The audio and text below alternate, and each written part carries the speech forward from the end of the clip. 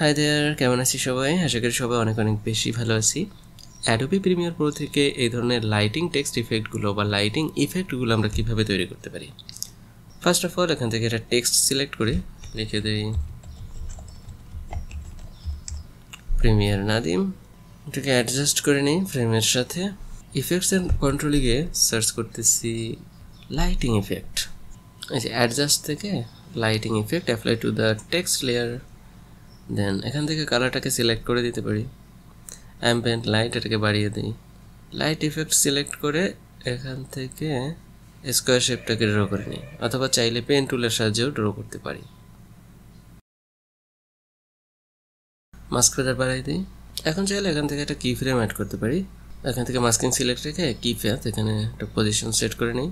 এটাকে একটু সামনে আগাই। দেন কয়েকটা ফ্রেম সামনে গিয়ে এই পজিশনে মাস্ক অন, দেন এটাকে এই পজিশনে নিয়ে আসি। এখন দেখবো যে একটা লাইটিং ইফেক্ট কিন্তু অ্যাড হয়ে গেছে। খুবই সিম্পলভাবে এটা মনে হচ্ছে। আমরা লাইটিং কালারটাকে চেঞ্জ করে দিলে অনেক বেশি সুন্দর মনে হবে।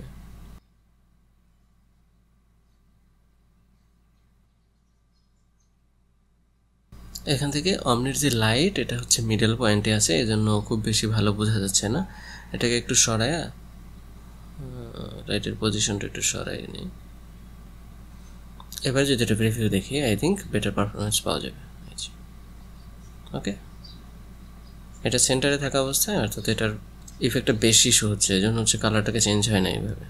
তো আমরা চাইলে খুব সহজে এ ধরনের ইফেক্টস কিন্তু লাইটিং ইফেক্ট ব্যবহার করে করতে পারি। একইভাবে আমরা যদি কোনো ইমেজের ক্ষেত্রে অ্যাপ্লাই করি, দেন এর উপরে লাইটিং ইফেক্ট অ্যাপ্লাই করি, অ্যাম্বিয়েন্ট লাইট বাড়াই দেয়। এখন যদি এটা শেপ ড্র করি, আই থিঙ্ক, দেন শুরুর পজিশন, এই পজিশনে লাইটিং পজিশনটা জেনে নিতে হবে। লাইটিং পজিশনটা এটাকে বাড়াই।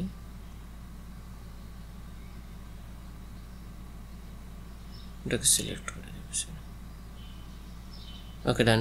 দেন মাস্ক প্যাথ পজিশন, কয়েক ফ্রেম পরে মাস্ক প্যাথ এটাকে এই সাইডে নিয়ে আসি এবং মাস্ক ফেদার বাড়াই দিই অলমোস্ট 120 অথবা 100। এখান থেকে সামনে যাই। তো আমরা যদি চাই এখান থেকে কালার চেঞ্জ করতে পারি। কালার চেঞ্জ করার জন্য এই যে অমনি আছে, এটাকে বাড়াই দিই, light intensity, ambient light intensity বাড়াই দিই। দেন চাইলে এখান থেকে কালারটাকে সিলেক্ট করে কালার পিক করতে পারি।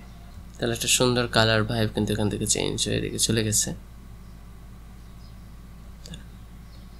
তো এভাবে চাইলে আমরা যে কোনো লোগো কিংবা টেক্সটের উপরে লাইট ইফেক্ট ব্যবহার করে সুন্দর একটা টেক্সট অ্যানিমেশন আমরা দেখতে পারি। ওকে, তো আজকে এ পর্যন্তই। দেখা হবে পরবর্তী কোনো ভিডিওতে। সে পর্যন্ত সবাই ভালো থাকবেন। Thank you so much. Stay with us.